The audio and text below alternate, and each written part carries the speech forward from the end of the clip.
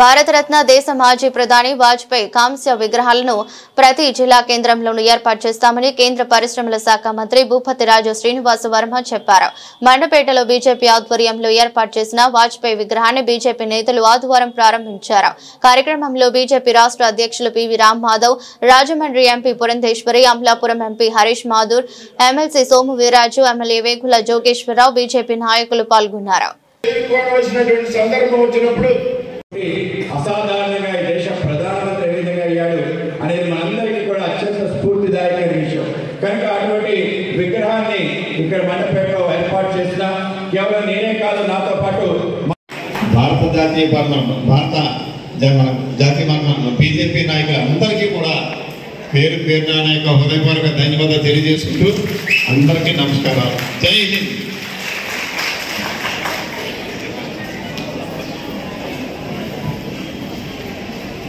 ధన్యవాదాలు సార్. ఇప్పుడు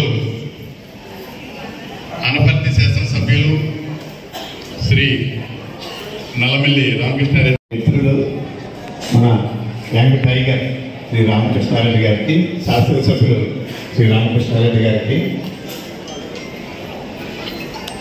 మన మండపేట నియోజకవర్గం బీజేపీ కన్వీనర్ సాయిరామ్ గారు, వేదికను అలంకరించిన అతిరథ మహారథులు జనసేన ఇన్ఛార్జి లీలాకృష్ణ గారు, ఈ కార్యక్రమానికి చెందినటువంటి 50 మంది సోదరులకు, సోదరిమణులకు, పాత్రికేయులకు అందరికీ కూడా పేరు పేరున హృదయపూర్వక నమస్కారాలు తెలియజేసుకుంటాను.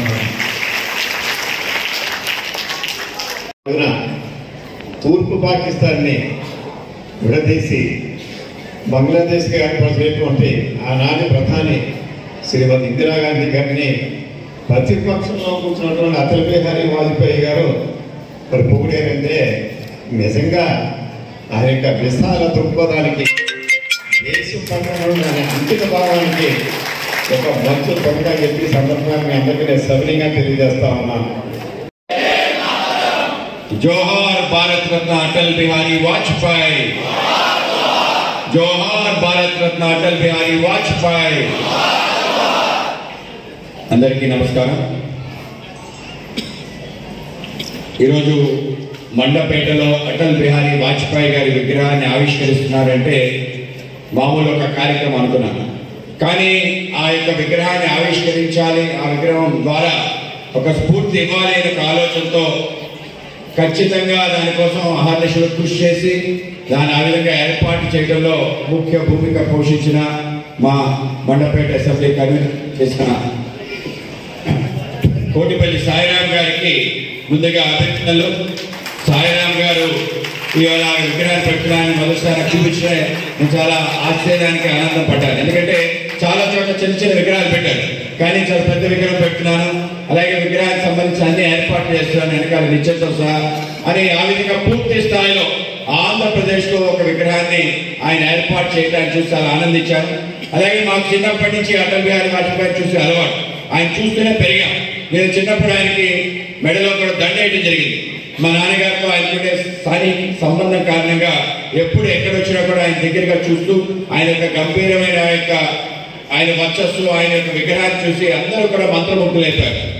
తీసుకున్నటువంటి నిర్ణయం ఆధారంగా ఇవాళ వాజ్పేయి గారి యొక్క 100వ జయంతి సంవత్సరం సందర్భంగా ఏదైతే మండపేటలో విగ్రహాన్ని ఏర్పాటు చేయాలనేటువంటి ఆలోచన ఆధారంగా రాష్ట్ర భారతీయ జనతా పార్టీ కూడా ఆలోచన చేసి రాష్ట్ర వ్యాప్తంగా కూడా ఒక ర్యాలీ నిర్వహించి అటల్జీ సందేశ్ మోదీ సిద్ధి యాత్ర పేరుతో రాష్ట్రంలో ఉన్నటువంటి అన్ని జిల్లాల ప్రధాన కేంద్రాల్లో అటల్ బిహారీ వాజ్పేయి గారి యొక్క కాంస్య విగ్రహాన్ని ఏర్పాటు చేయాలనే నిర్ణయం తీసుకున్నాం.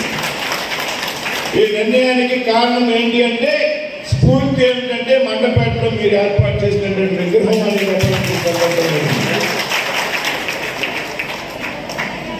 చాలా మంది పెద్దలు చెప్పారు వాజ్పేయి గారి వ్యక్తిత్వం గురించి, వారి యొక్క పరిపాలనా సామర్థ్యం గురించి.